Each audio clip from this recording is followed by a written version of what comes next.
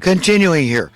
So, yeah, we've got to focus on the causers of our problems, okay? Otherwise, we're not going to extricate ourselves from our problems. Okay, these are the grounds for unification. That bailout of '08, that really should have been a time when the American people unified and demanded justice from these politicians. Said, no, we're throwing all of you that put your stamp of approval on that bailout out of office. There is no such thing in America as too big to fail. I mean, that's just like monopoly writ large, in your face, legitimized. How can this happen in America? What would our foreparents think about this? This is horrendous. This is a horrific turn of events. This is a huge movement of the Overton window. Look up that term if you don't understand what I'm saying here. But to accept this and say, no, we don't need to revisit it is absurd. And yet the mainstream media, this is what I mean. They make a mountain out of a molehill. This is how the propaganda machine works. They just pick it. Oh, it's just like Jesus made reference in the Bible. You hypocrites, you strain out a gnat from their food, right, and drink. But they swallow a camel, okay, as a metaphor, as an allegory to this whole thing of make a mountain out of a molehill. And they'll take a mountain, which should be a mountainous news matter, and people really care about. This is very interesting, intriguing. This is very educational, informative, enlightening, wisdom and knowledge inducing. Okay, a story, they'll turn this mountain of a story into a molehill. It's just, a blurb. That even that, they put a slant and a twist on the blurb that they give you about that mountain. And so they'll turn a mountain into a molehill, and a molehill. You see how this thing works? How they're so effective at confusing us? Do you understand? It's confusion and ignorance. What else are you going to get? What's the takeaway? So these polls that they're giving about Trump and blaming Trump for the government shutdown, of course, because who's informed them? The same people that are giving us these polls are the ones that have educated the public about how they should think about this thing, who they should blame.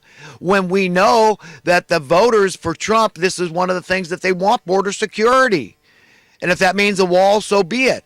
I think it should be just done where, hey, you don't come here thinking you're going to get welfare. We've got our own people that can't get welfare. They're dying out in the cold right now.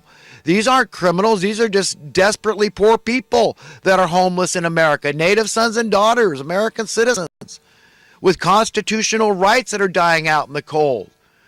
I mean, we should be outraged, but we should know where our outrage should be focused, not on each other in our local communities. No, blame the causers, these top politicians that rubber stamped this bailout of '08.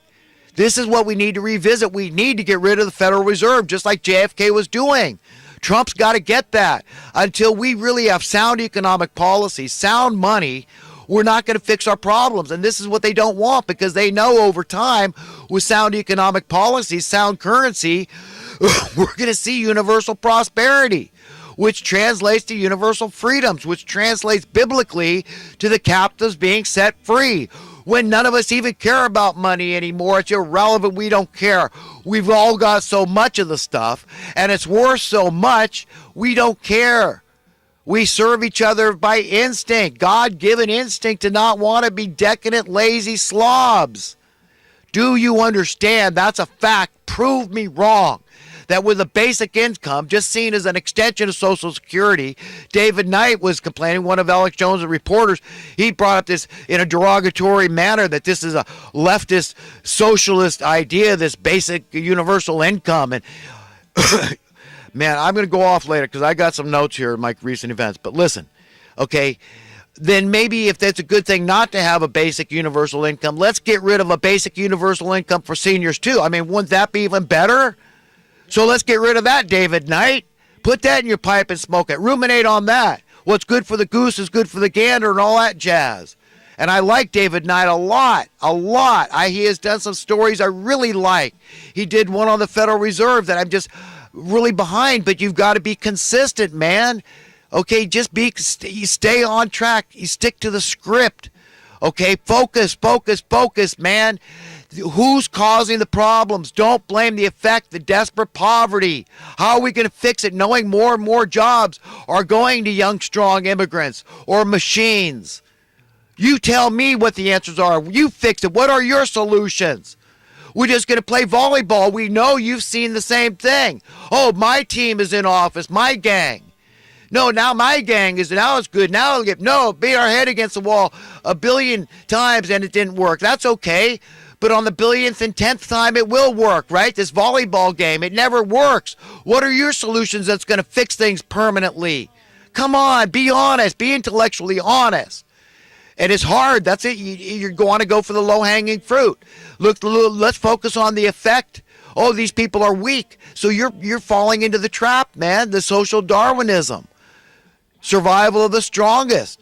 Well, the weak links, they decide to perish. Okay, they can't cope. They can't handle it. Knowing who's causing the poverty, the desperate poverty and the problems in the land. What's going to deliberate? It's by deliberation. It's intentional. Do you understand? I mean, this is absurd, man, that we are not more educated on this business about who to blame for the problems locally in your local community. People struggling and the crime and all this stuff. It's horrible, but you know what? I mean, we've got to face the music and unify, get together and say no more.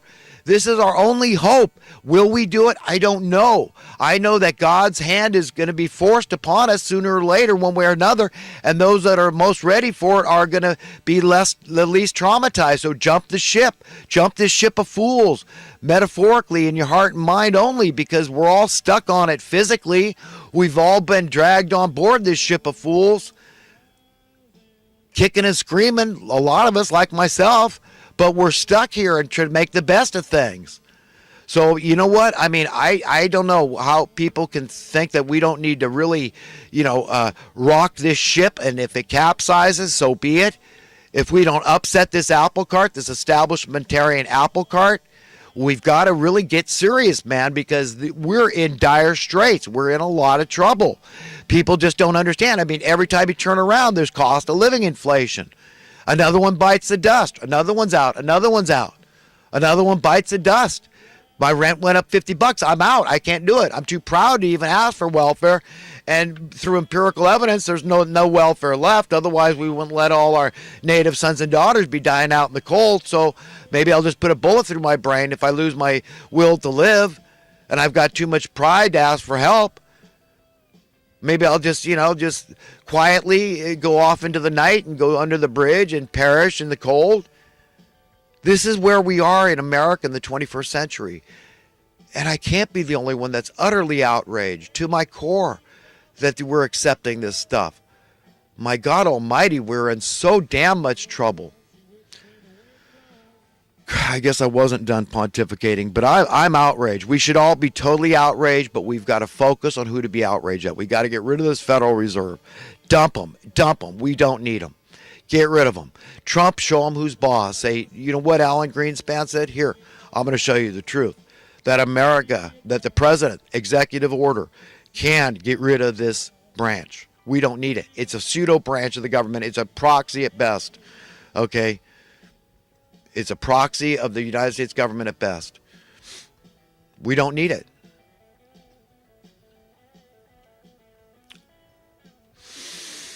We don't need the Federal Reserve. We've got the Treasury. Okay, we could like JFK was doing. We can have our own money printing operation going on. Okay, but this is what the evildoing establishmentarians are deathly afraid of, is that people get any taste of freedom and they're never going to let it go, that they've lost the fight. And they're so deathly afraid that we're going to get on a different trajectory instead of toward death and destruction and this ship of fools careening to destruction, which I believe is already hard on the rocks, though most people haven't realized it yet. But we're in a lot of trouble. I mean, at what point is it going to be enough trouble in America for you? Are we going to need to hit hardcore third world status, fourth world status? Because believe me, the amount of tyranny you take, and this is how the tyranny is happening, the amount you're going to get. That's the amount you're going to accept is the amount you're going to get. Just like, was it Thomas Jefferson that said that? I don't know who it was. But by accepting this, by tolerating this kind of tyranny, even though you say, well, it doesn't affect me directly. I've divorced myself. I've separated myself. I'm doing good. My numbers look good. I'm looking good. I have a sense of security and freedom, financially speaking. So I can't worry about that's other people's problems. They're weak, they're stupid, they're lazy, I don't know, they're on drugs or alcohol. I don't know what their problem. I can't worry about it though. I got my own problems to worry about. I just got to keep my numbers high and divorce myself from them. That's their problem, not mine. So that's what's going on here. A lot of people are in their comfort zone, so they get complacent, they get indifferent toward the suffering of other people. And this is why I say we're in a whole lot of trouble, my friends, a whole lot of trouble. And we've got to take the bull by the horns and just don't let other people escape. If you're ready for the truth, the whole truth, and nothing but truth, you've accepted it, you've embraced it, you're carrying your fair share weight of the cross, and you've got a duty and obligation to go out there and speak your mind more than just a right, and you've got to not let people stay in their comfort zones. We've got to realize my problem is your problem. Our problems are each other's problems. We're going to get our share through osmosis. There's no way. God won't let you separate yourself from your fellow man. You've got a built-in fail-safe, a built-in default. It's called your conscience. And in your right mind, you'd embrace it. You'd want that compunction, that guilt, that shame that comes with it, okay, to convict you, so that you can successfully stand before your owner someday and your belief system hold water, so you really are someone of substance. Your soul has substance, okay? And you're going to be found worthy and deserving of inheriting a better world that's coming. So I strongly recommend, I implore everybody, I beg you, get it together, unify. Let's get it together. Let's just get it together, man. Stop blaming each other on a local level and focus. All of us, socialists and capitalists, Democrats and Republicans, liberals and conservatives, I beg all of you, come together, end this divide. Just your own personal individual resolve is all you can do. You can't make somebody else come to the table. You can lead a horse to water, but you can't make them drink. You've done your duty. You've fulfilled your obligation, your responsibility to your fellow man, and you've been a good servant of God by just speaking the truth as best you can, your level honest best to other people. Make it palatable as you can to be effective, so that they can accept it. Do it with the right spirit, the right tone of voice when you try to reach people, because of the serious nature, the imperative that we reach people and really, really, really do our best to just make some changes that are for the positive, that God wants for all of us. What's logical and reasonable. He wants us to live as one family. He wants his children happy, and we can't just care about ourselves. We must care about other people. We absolutely must care about the downtrodden. We must. That's caring about Jesus. We call ourselves Christians and all this. I mean, this has got to override all your political bents, okay? All your political persuasions and allegiances, okay? Is you say you're a Christian, we say we're a Christian nation, and yet we're not caring about the least of men, to paraphrase what Jesus said. He said, whatever we do or fail to do for the least of these, we do or fail to do for him. God almighty, I mean, do you see the trouble we're in? We've been neglecting Jesus. We've been letting Jesus die out in the cold, and then going to church on Sunday and praying for forgiveness, and then going back to it again and again. And then we're saying we're Christians. These are the ones, I mean, it's like Jesus said, in that day when I return, metaphor or otherwise, you know, many are going to call on me and say, but Jesus saved me. I did this and that and the next thing in your name. And, you know, I stood up for you and all this. And then he's going to say, I didn't know you.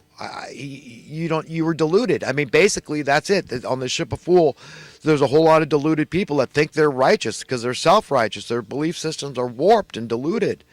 Their credos and philosophies won't hold water. There's no substance. Their souls are impure, dirty, filthy. And they've got to go to a place where it's more painful, I guess. I don't know. I don't know all the ins and outs of where people go, but I know they're going to go with like-minded people that believe the way they do.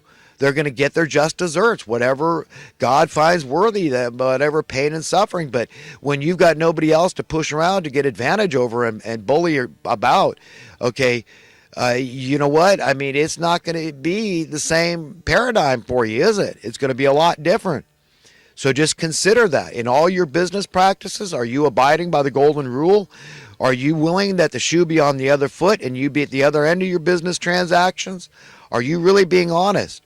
Or you saying, but no, I can't do that. I mean, I worked hard to get where I am, to be in this position of power and control over other people's lives and financial lives, and therefore, by extension, their freedom and their sense of freedom, their sense of security, because I'm taken from them. I am their cost of living. I am their master. I'm where they pay their cost of living. Do you understand how it's appropriate to think of your master as who you have to pay your cost of living to, not who you serve? Because serving is a joy. It's fun. It's my pleasure. I mean, like Solomon said, there's no greater satisfaction, gratification from life. At the end of your days, you're going to be glad you worked your ass off. Okay, you're going to be very glad because you did the right thing by not being lazy. Okay. And even now, the man that works and serves is much happier day to day. He's much more fulfilled in his life than the man that's lazy. So you've got to not take no for an answer when it comes to work. That's my suggestion. I'm a big believer in the work